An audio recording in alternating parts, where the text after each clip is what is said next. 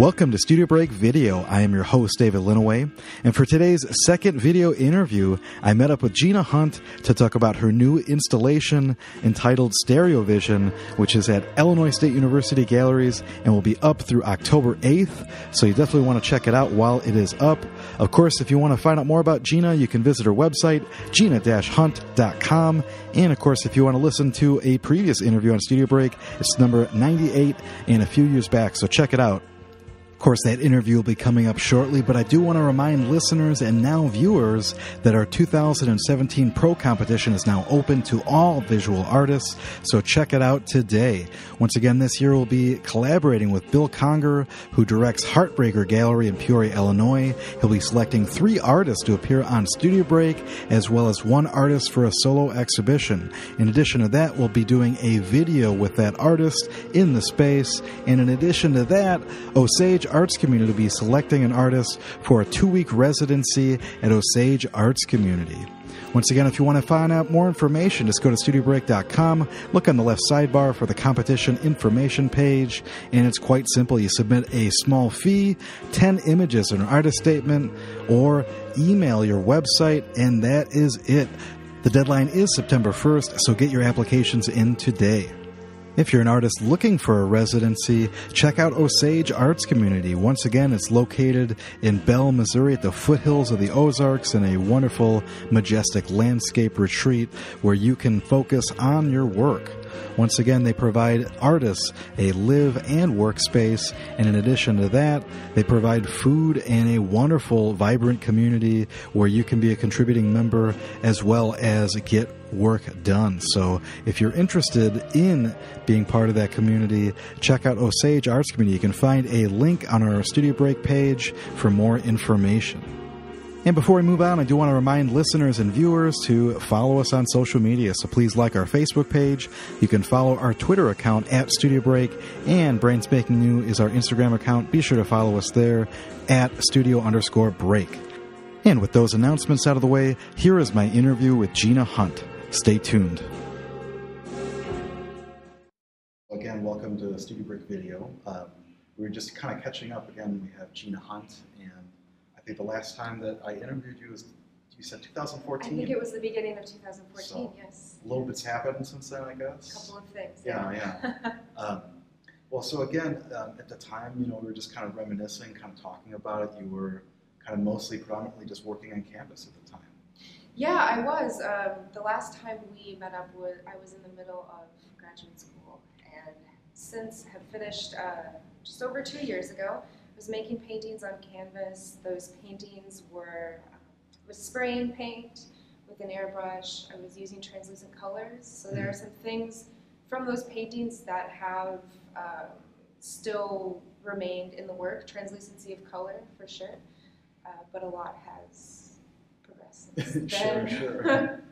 Well, and again, so I mean, in terms of those paintings, again, I believe at the time, in terms of when I caught you, it was still kind of representative of the kind of work that you made, when you're exiting graduate school. So again, you kind of had like a big opportunity right after that. Yeah. Residency. So again, tell us a little bit about that, because where was it at? Sure. So I finished graduate school, and then about a month after that, I moved to the Middle East, which was a radical shift. I received a really incredible fellowship through Virginia Commonwealth University. So I was working at VCU in their campus in Doha, the capital of Qatar, which is a tiny peninsula country that shares a land border with Saudi Arabia. So it's right on the Persian Gulf, flat desert, very hot. And I lived there for an academic year, working in my studio. I taught a few classes and traveled around the Middle East a lot, and was incredibly influenced by a few very specific things about being there, specifically light, of course. There's such strong direct light there. Because of that, there are very specific qualities of architecture, very specific characteristics of the architecture that really influenced my work as well. Yeah, it's interesting to think about, and again, just because I'm a kind of landscape-based artist anyways, like I'm always kind of curious about how that affects people, but I would imagine, again, that's got to be something that, shifted your work a bit more towards these ideas of maybe the perceptual side of seeing things. I don't know, what was your first adventure in terms then of like figuring out maybe I'm going to start using more fabrics, or again, because I mean, how do we get to here?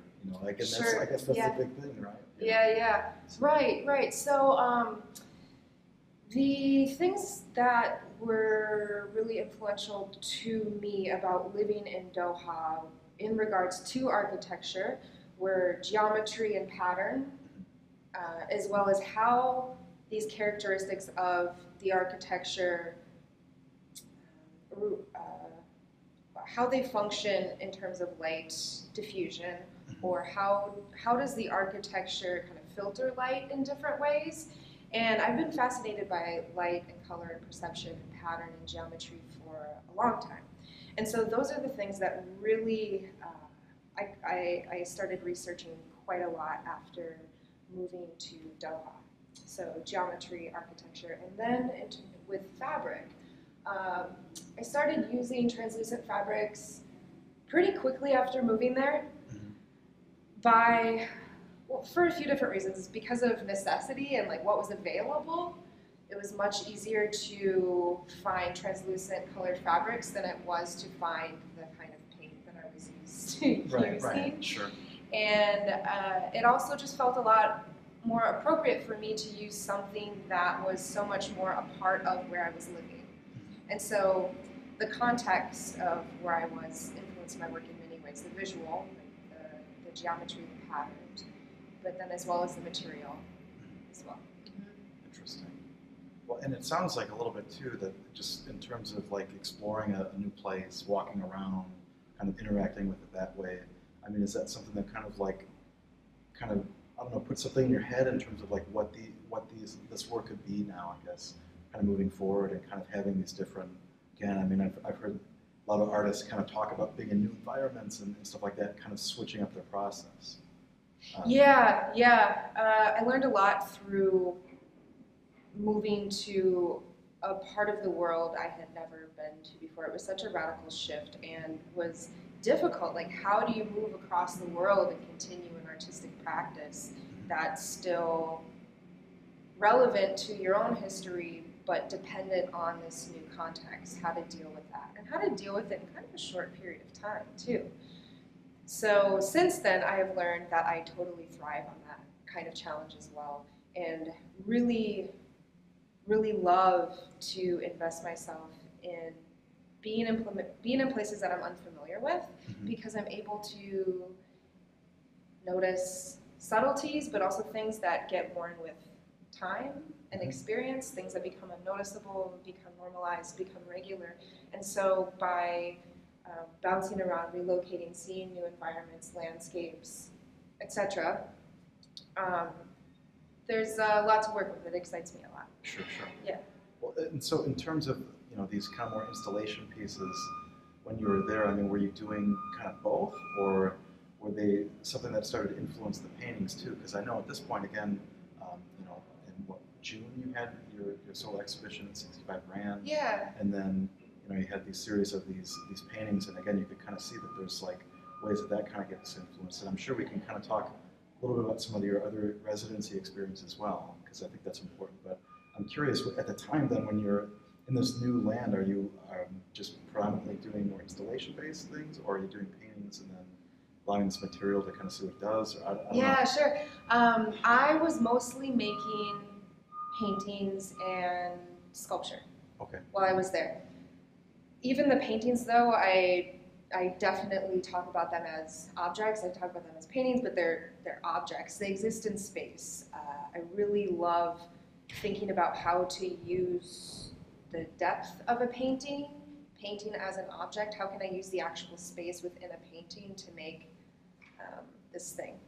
So when I was in Doha, I was mostly making paintings, but they were using that depth of the painted space. So I was stacking frames. I was using translucent fabrics like theater scrim, different. I would laser cut patterns onto fabrics and then kind of layer those in different ways, which was really similar to an architectural feature that's very common throughout the Mideast and further region. In around Qatar where I was living, that feature is called the Mashrabiyya. So it's a window that has these basically like a pierced out cutout sections that diffuse the light. So that was a really influential architectural feature that I tried to translate into painting, with how to like push and transmit light, like actual light, through a painted object. Right. Just like architecture does. So I was mostly making paintings and sculpture in Doha. Toward the end, well, just kind of like sporadically throughout, I was doing these really experimental installations that were just really playful at first, and then ended with a couple of projects that really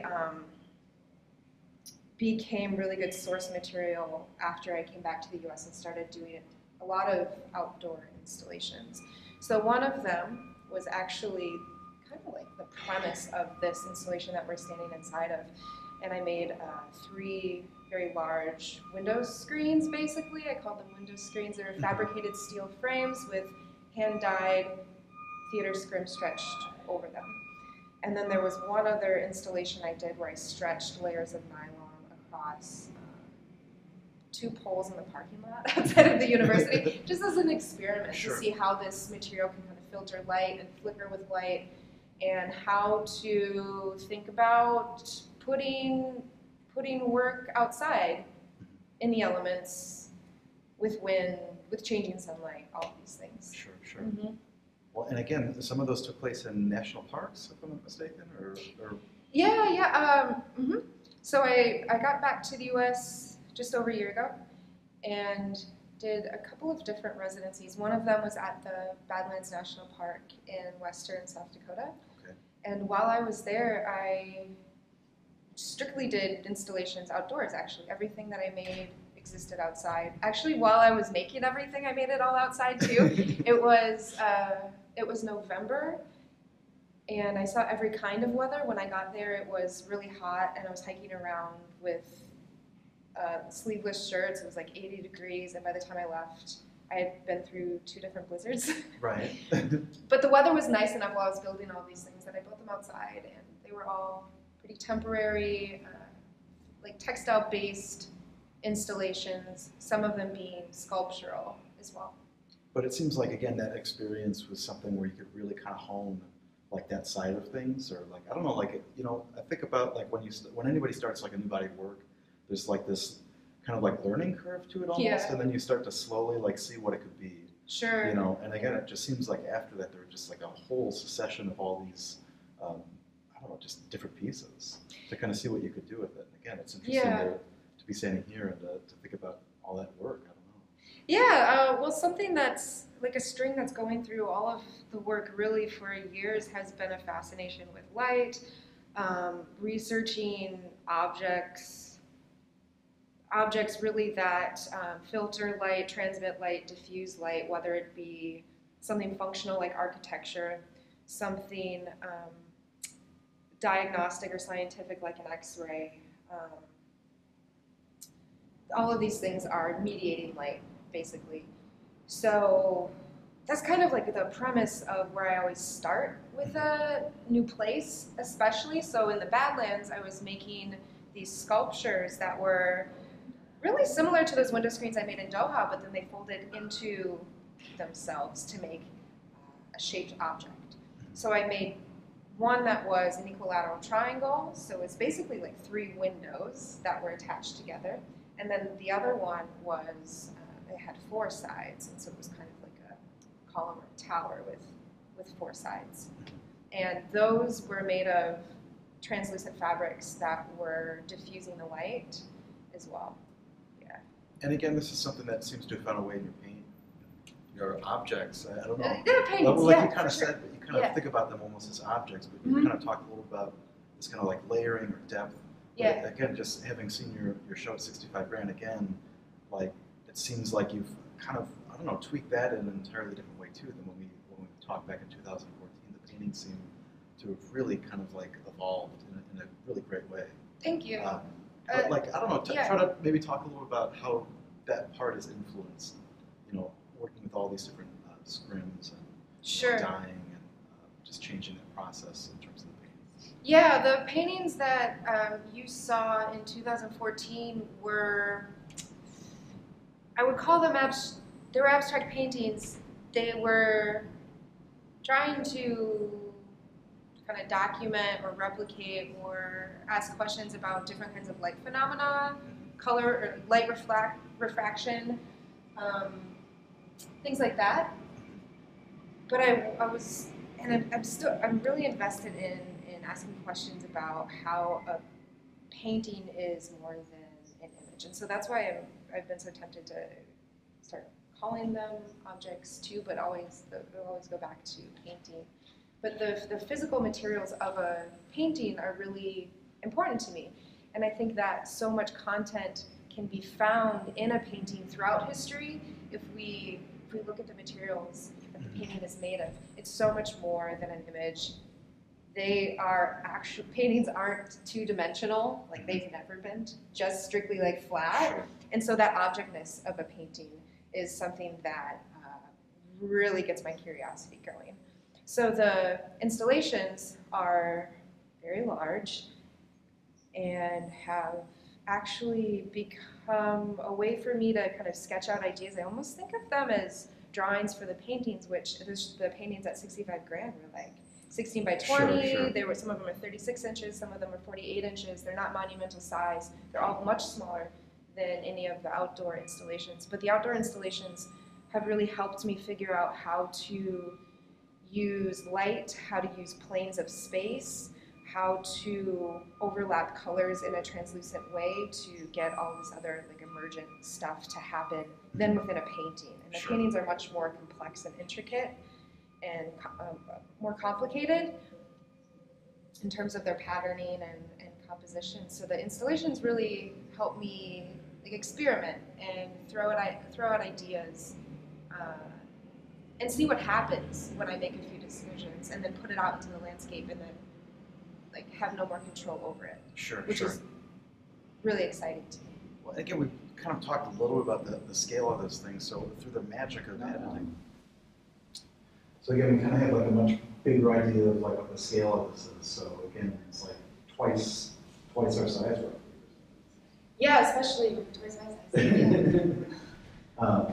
Well, and again, I mean, that's got to be something that's just kind of interesting. And we were kind of talking about just the perceptual things that you see as you're kind of moving around them. So what's kind of going on? Because there's some kind of panels that seem like they're more see-through, and then others that are more opaque. Sure. Yeah. Across the installation, we have a different number of layers of scrim on each panel. So, for example, this has one layer of scrim. This has two, and this one has three. Throughout the installation, I'm using two different kinds of scrim as well. So when you are able to see this in person, you can notice this right away, where the larger panels have a kind of scrim that has a much more open weave, and so we get this emergent pattern that has a lot of high contrast. Mm-hmm. On the more narrow panels, there's a specific kind of scrim that has a much tighter weave, and so the interference patterns that are emerging are a bit more subtle, but when you see the windows in person, all of these colors are very apparent. Sure. Well, and again, is that what kind of gives it the distinction between something that's going to, again, I'm sure people have been talking to you about like what kind of texture or pattern or whatever this kind of looks like, but is that what kind of gives it that distinction to make it look more like a wood grain type surface, or is it something that's, I don't know, I mean, again, and they kind of shift, but that kind of gives it differences. Yeah, it does. So through layering the scrim, we see this interference pattern emerge. So an interference pattern, it happens in so many ways in nature, in electronics, in sound, in visual information. The reason that it's happening here is because we have two grid-based patterns, which is the scrim fabric, placed on top of one another. So two identical patterns superimposed. One of them means slightly shifted. Through that, you get this emergent third, independent yet dependent on this pattern. Pattern to emerge, the interference pattern. So that's what you're seeing happen here. That's why this blue one is like a translucent pane of blue. You can see the grid, of course, in person, but it doesn't have that emergent happening because it's just a single layer of scrim. Whereas in this one, where you have layers of them on top of one another, you get that emergent. And again, it's interesting because they start to become really dense, just looking at it Yeah. in a different angle. But then also the color interaction starts making them mix, essentially, no? Yeah, Again, oh, this one looks completely, almost yeah. like it starts to become violet, but then Right. over here it looks kind of just more magenta. Yeah. So again, there's this kind of playfulness in terms of just kind of interacting with it. Obviously, installations are going to do that, but again, it's interesting to think about how your work just does that now in general, like that interactive quality. Kind of going back to like 2014, this is a different kind of thing. So it's really interesting to think about. Yeah, I spend a lot of time reading about color and experimenting with color in different ways. And even back in 2014, I was using a very specific system of color. It was strictly using cyan, magenta, and yellow, spraying those in a translucent way to get secondary colors through layering. In this installation specifically, and for the last year and a half now, I've been specifically using red, green, blue, the primaries of light.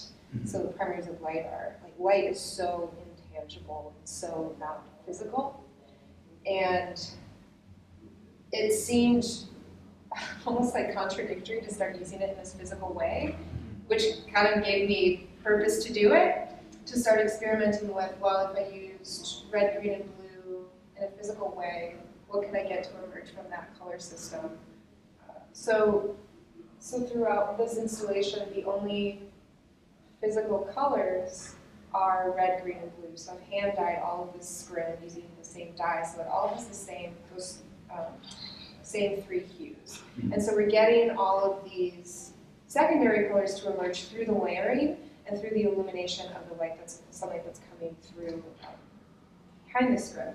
So yeah, like you mentioned, depending on how you're seeing this thing, like it keeps shifting, it keeps flickering, colors keep emerging and mixing through the layering, and it's always shifting and changing, which gives me a lot of purpose in making this stuff in the first place.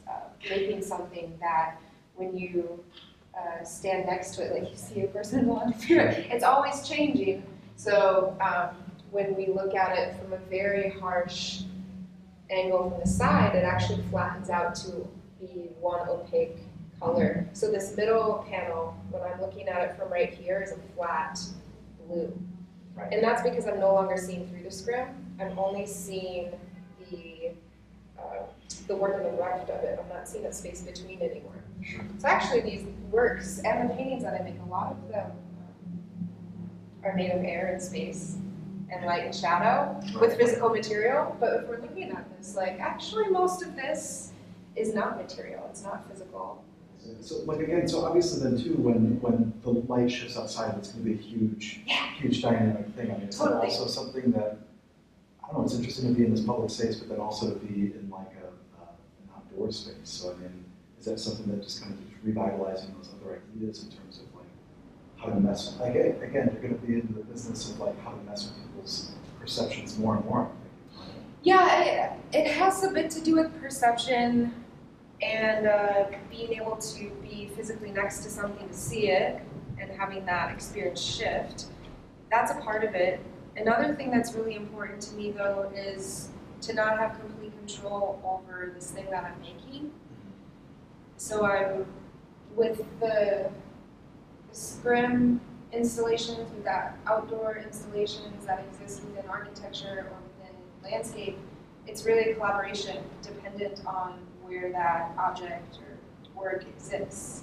And so I exert control by making something and installing it, but once that's installed, like, that's its own being, that's its own entity, it lives in the world, it is its own thing now. And I don't control it anymore. And it shifts visually and conceptually dependent on the viewer, where they're standing, like we were just talking about. Also dependent on the light. Today it's currently a bit overcast. When I finished installing, it was really sunny. And so the specifics of the architecture were casting these geometric shadows onto the scrim, making a totally different composition. So we had shapes of light, we had colors emerge from the layering of the scrim that we don't see now. There are a lot of things that start to happen and move and shift dependent on this very specific context of this building, this architecture, this weather, the sunlight, where this person's standing. So all those variables make the work, and it's definitely not just me, and that is really important to me. Yeah, well, and again, it adds like this element of time too, Mm-hmm. which again, it's just like another layer to that idea of being in open. I mean, again, like you're saying, it's predominantly just like this open space and interaction of light. You know? So again, how long is this going to be up here at Illinois State University? This project will be up until, I believe, October 6th. Okay. It's a 6-week show. That will be constantly shifting and changing, yet physically stable. But yeah, every time you view this installation, it's going to be slightly different. So yeah, it'll be up for 6 weeks, I believe, until October 6th. Okay. Yeah. And again, what comes after that? What projects do you have that you're slaving away for, if you will? Luckily, I'm currently able to be working on paintings as well as outdoor installations, which is the best because they're both very different for me, but they kind of feed one another. So I've got a group show coming up, a 3-person show happening at Practice in Oak Park, Illinois. That'll be a show with paintings that I've made, along with work by John Opera and Mevlana Lip. That will open on September 16th, and that's also a 6-week show run. Very excited about that. And then I've got some outdoor installations that will be up as part of the Terrain Biennial. So at 2 different locations, one of them being at Project 1612 in Peoria, and then the other will be at Practice in Oak Park. Yeah. Again, thanks so much for letting me answer all sorts of questions. Yeah, thank you, David. Awesome. Okay.